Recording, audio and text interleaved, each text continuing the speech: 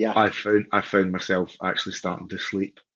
Yeah. The weight off my shoulders was just unbelievable. Hello and welcome to the Director First podcast. Today we're going to be having a chat with a recent client of ours to understand what happened, what the liquidation was like, and obviously more importantly how he feels now. James, thank you very much for jumping on this with us, mate. No problem, Sean. Not at all. Can you briefly just introduce yourself, mate, and tell us a little bit about the business before the liquidation? Yeah, of course. I'm James. The company basically was to cover my contracting. I'm a computer programmer in the pharmaceutical industry. I work as a contractor, and basically for tax efficiency, I started the company. Now we got started to get into a bit of problem with the tax man several years ago. Actually, it started, and it's been an ongoing thing. Basically, I buried my head in the sand over issues that we were having. We were getting regular visits from our sort of local HMRC inspector on a yearly basis when I'd pay him up, promise to get back up to get everything paid. Never got around to it. But as we were ongoing, me burying my head in the sand and things getting worse meant that my mental health was getting worse. Got to a position where I literally wasn't sleeping. I'd wake up at 2 o'clock in the morning and my mind was just whirring over what was going to happen. So yeah, as I say, it's been an ongoing thing that has been the major part probably in my life for 4 to 5 years. And it didn't really hit the fan until August of last year with another visit from HMRC, and the numbers that he was talking about just suddenly hit me that we were never going to pay this back. Although at that point, I was actually prepared to make a repayment agreement with HMRC, and it wasn't until then that it was actually our local inspector that said, "Are you sure that you're going to be able to repay that?" Because the numbers that we were looking at, it was going to put the company and particularly myself under a lot of pressure for at least 3, 4 years. I was going to basically be working for nothing, just paying the HMRC. Yeah. So from then, I started to look into other alternative advice, and Director First was one of the first places that I looked, simply because I'd heard about Chris's podcasts and the videos that he has explaining things. And the main thing that I wanted to explain was about 5 or 6 years ago, basically when this all started, I was overdrawing dividends and ended up in a position where the director's loan account was overdrawn. Yeah. None of my accountants, no one ever sat me down and said, "This is a really bad thing." Yeah. It was never pointed out just the brevity of the situation of becoming so overdrawn. I mean, if I hadn't ended up in the position I had taken the advice from Chris, then I would probably have been in a pretty poor position right now. But basically, I was getting advice from every angle. Everyone was saying, "Why are you trying to pay them back? You can't afford it. The company is in real trouble. You're going to have to liquidate." Now, don't get me wrong, it's a slap in the face when someone tells you that you really have to liquidate your company. There's all sorts of feelings of failure and stuff that comes in, especially when you're not feeling great mentally anyway. But I had, I don't know, 2 or 3 conversations with Chris, every one of them very professional, but also very informal. It was almost like talking to my mate down the pub, except the fact that my mate down the pub would have given me really terrible advice. And Chris didn't. It was Chris that said to me, "Look, you're probably in a pretty safe position." I obviously told him my personal financial position and everything. And he said, "You're likely to be in a safe position to liquidate. It's not like you're going to lose your house or anything." So I started to think about it seriously at that point and thought, I don't have any option. It makes so much sense. And quite honestly, within, I would say, 2 to 3 weeks, when the ball started rolling and I was getting more um, information about the process and what was going to happen, Yeah. I found myself actually starting to sleep. Yeah. The weight off my shoulders was just unbelievable. Yeah. So yeah, from that, the process started. I was given an advisor who put me on to the liquidator. And I mean, the process itself, it's not simple, Yeah. but an awful lot of the complexity is was taken out Yeah. of my hands Yeah. Yeah. because of someone else giving me the advice, telling me what was going to happen. And at every stage, I knew exactly what was happening, how much Yeah. time it was going to take, what the next stage was going to be. Yeah. Quite honestly, I mean, this does sound like I'm fanboying here, but I can't thank the company enough for the difference that it's made to my life.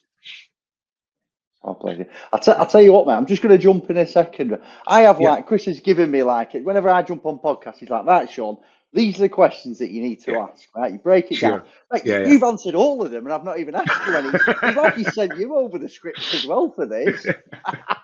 yeah, So just to pick apart some of this stuff, I mean, yeah, first and foremost, mate, obviously, like you mentioned right at the start with your mental health, the yeah, position that you was in now, mate, that's a big thing for directors as well, because yeah, there's a lot out there that are going through that, and again, like you said, you didn't know where to turn, yeah, so you did your own.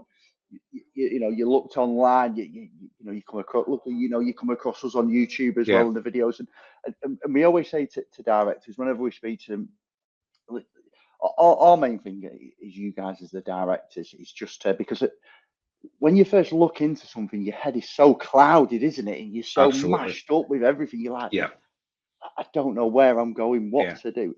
And it's all about just breaking it all down. Don't look at it as a whole. Let's deal with it in stages. That's how I like yeah, to do stuff. I absolutely. like to break it all down and say, right, what do I need to do? And again, mate, you touched upon it before, which is good that you brought it up. Is the director's loan, the Yeah, overdrawn? Is it in credit? Is it overdrawn? A lot of directors are just unsure that they yeah, don't know if they've got one. And our main thing again, and you'll know yourself, James, is we look for anything that's going to come back and bite you on the arse if of you do course. decide to go into liquidation. And obviously with Chris, you've dealt with Chris, and Yeah, I mean, how was you feeling? Do you know when you started searching the internet yeah. and you was looking online and looking for ways to get around? What was going through your mind at the time then, mate? Um, I was initially just searching for advice because at that point I still had it in my head I wanted to repay it. Yeah, yeah, So yeah. I was looking for advice, and if you look in the internet for advice on anything, you will find millions of pages. Yeah. Luckily, I found the videos and stuff with Chris on, Yeah. but um, what And really now was going me as through, well to add, just to add that as yeah, well, me as well. yeah, yeah, of course. But yeah, what was going through my mind is it was still there was a fog because of what you were saying, like everything being in my mind, everything turning over, the debts, the possible feedback to my personal life, everything. I was just dreading what was going to happen.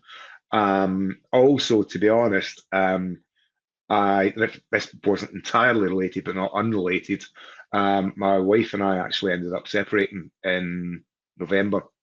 Um, as I say, not unrelated, but not completely related either.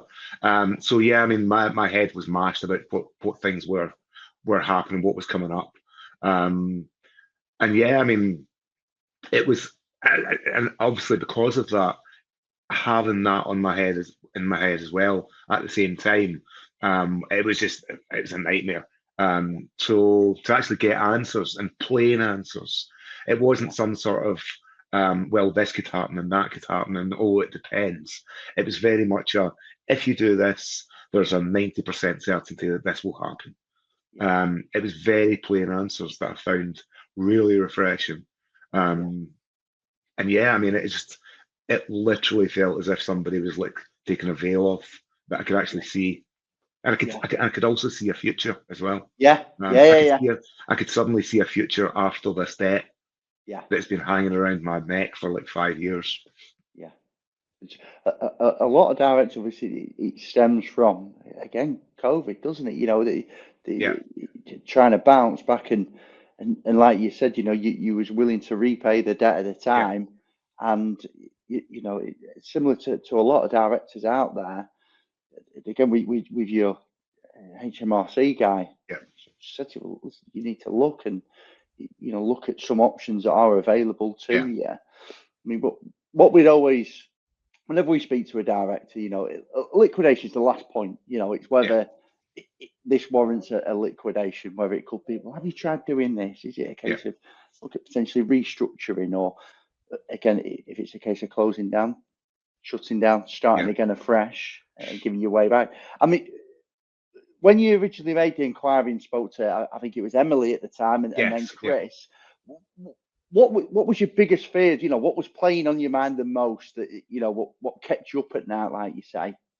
Well, initially, I mean, the biggest fear was this debt and Yeah, the director's loan account as well yeah, coming back, as you say, to bite me in the bum. The fact that I was worried that I mean, as everyone worries at that kind of thing, like, am I going to lose the house? Am I of going to have course. people knocking on the door wanting my furniture? You know, it's Yeah, at the end of the day, it's the worry about the knock-on effects on of your course. personal life. Because Yeah, at the end of the day, if a business goes, a business goes. You can always rebuild a company. It's a lot more difficult to rebuild your personal life. So that was my biggest worry at the time, and it was one of the first worries that was put to rest. that's the main thing, and we're directors, and we say every time on the phone call, or Chris will always jump on here and he'll do a Yeah, video. We can have a director that calls us up, James, and they're like, "How much do you charge?" No, I yeah, just want the cheapest quote. I'm like, stop. Where did you find us first? And like, yeah, well, I found you on YouTube. Well, you paid any attention to the videos because yeah, these videos are for you guys to help you out. You don't do something yeah, based on price. Do it based on absolutely. a written proposal, because Yeah, if you've got an overdrawn director's loan, this needs dealing with. Don't just yeah, take somebody's word over the phone of, oh, get it in writing. You know, yeah, we speak to directors, I mean, weekly, mate, weekly. And I've always got a director that says, stop what you're doing. You've got a director's loan. yeah, Do not go any further. Get something agreed, whether that's some sort of settlement offer, yeah, whether it's written off. Right? yeah, Don't go any further. And like you said, you know, you took obviously when you originally spoken to Chris, and all it is he's getting down to what are your fears, what are your concerns. Let's deal with them. absolutely. Let's try and put your mind at ease and just give you a little bit of guidance and a bit of a steer, mate, Yeah, to put you on to the next step. I mean, the liquidation itself, obviously, we'll yeah. come to that. I mean, what made you choose us? What made you decide to work with director first? Quite honestly, after I'd seen the videos and what have you, and I listened to the advice that Chris was given, I liked the fact that the advice was very straightforward. It wasn't technical in any way. You didn't have to be an accountant to understand it. Um, and I thought, well, if he's given advice that way for free on videos, then I'm pretty sure his service is going to be similarly straightforward and easy to understand. Um, from that point, I mean, I contacted the company, asked for a bit of advice, and it spiraled from there. I'll be honest, at no point did I even consider looking at another company. Um, I didn't compare prices. I don't even know whether your prices are expensive or not. As far as I was concerned, it seemed like a good value for money, and it still does. It basically took everything that I had to do out of my hands and dealt with it. Yeah, and again, and the process that you found, obviously, with again from making the first inquiry to obviously now, mate. I mean, Yeah. how have you found it? Was the stages in there that you thought, oh, I'm unsure of this. I need to call, I need to text, I need to email Chris, what's happening, or Emily, Nadina. There was the odd thing, if I had a worry, especially early on, after maybe the first one or two calls, still a Yeah, few niggles. Excuse me. But yeah, I mean, I found it very easy to just message or call, and I usually had an answer pretty much by return. And there were usually answers that put my mind at rest. And they've held true as well. All the things that were said to put my mind at rest have held true. So there's not been no point where I've said, "Oh, hang on, Chris, you told me this was going to happen," and it hasn't. At all points, the advice given was correct.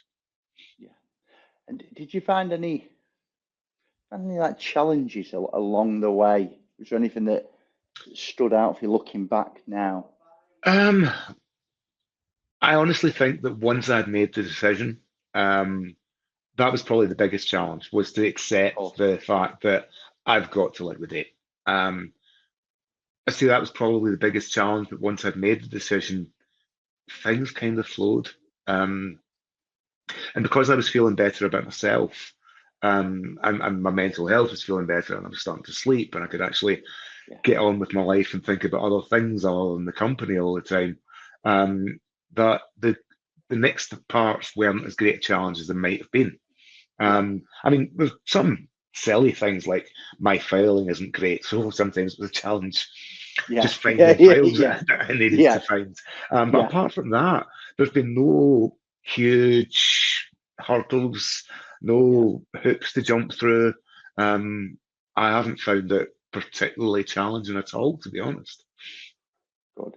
And like you said, when you mentioned again, it's a lot of directors going through the same, you know, personal, Yeah, your mental health really can can take a dive with this yeah, because she's so consumed with what do I do? yeah, What's my next step? yeah, It what, again when we speak to directors, and there'll be people watching this now. Your mental health is the most important thing. Take yeah, away anything. You've got to deal with your own mental health and yeah, inside your mind and get some clarity. And so we always urge people to give us a call, give somebody a call, yeah, just to give you a little bit of guidance yeah, and sometimes take away that your brain fog, try and take it away and just yeah, clear it a little bit, just to give you a little bit more. It just opens up, doesn't it? yeah, absolutely. And and it really is. So obviously onto that now, James. Obviously looking at to where you was Yeah, a few months ago to how you are now. yeah. What's the how different is it for you? Um, I mean, I'm not 100% fine. I mean, I've still got personal worries. There's personal things going on in my life that are still worrying and affect things. Um, but I can actually concentrate on things that are in my personal life rather than worrying about the company all the time. Um, as far as where we are in the actual liquidation, it's almost done. Well, not technically, because I know the actual technicalities of liquidation can take a long time, but my part in it is Yeah, pretty much almost at the end. Um, so I do feel like I am now looking to the future. good. And if you look back now, I mean, is there anything looking back? Is there anything that you would have changed? Um, Not recently. I mean, Yeah, obviously, the obvious answer to that would be, yeah, I'd go back 5, 6 years and start paying my tax. But there's I've recently, since August, when I got when shit hit the fan in August, and the HMRC basically told me exactly how much I owed them. Um, from then, there's nothing that have changed. Um, for once, I actually acted relatively quickly. I didn't bury my head, but simply because I couldn't. I knew if I buried my head at that point, it was going to be serious. I would end up losing everything. So I knew I needed to do something. Um, and quite honestly, the first steps were just so easy that it made it easy to do. yeah. I mean, on that with the steps that you're taking, what advice would you give directors watching this now? Your own advice. What would you tell them? Um, if you're lying awake at night worrying about your company, worrying about debts, worrying about whatever, worrying about contacts in HMRC, talk to someone, whether it's yourselves or a different company, talk to someone and get it out of your head. Because the worst thing you can do is sit and have it spin around in your head, and it doesn't go anywhere. It just gets worse and worse. Talk to someone, get it out of your head, let someone else think about it, and take some advice. Because at the end of the day, we all have an emotional attachment to a company as well. That's one of the most difficult things to let go. But if we accept the fact that it is just a company, it's not a sentient being, it's not going to die without you. It's like, just accept that we have to let it go sometimes. But yeah, I mean, the biggest advice I'd give is take advice. And sometimes the advice that you take is, again, you may think it could be all over, one, but as they say, one door closes and one could potentially open. Yeah. And you could, again, there's so much out there to, like I said, it's not all just a straightforward liquidation. Yeah. It could be, have you looked at doing this? Yeah. Potentially, have you looked at a potential pre-pack liquidation? Yeah. Where you could close one co, start again. Yeah. Afresh. What's obviously in the business side to it? What's the plan moving forward now, James? Currently, since liquidating the business, I am still contracting. Short term at the moment, I'm getting paid through an umbrella company, which means that contrary to what I said previously, I'm now getting absolutely hammered for tax.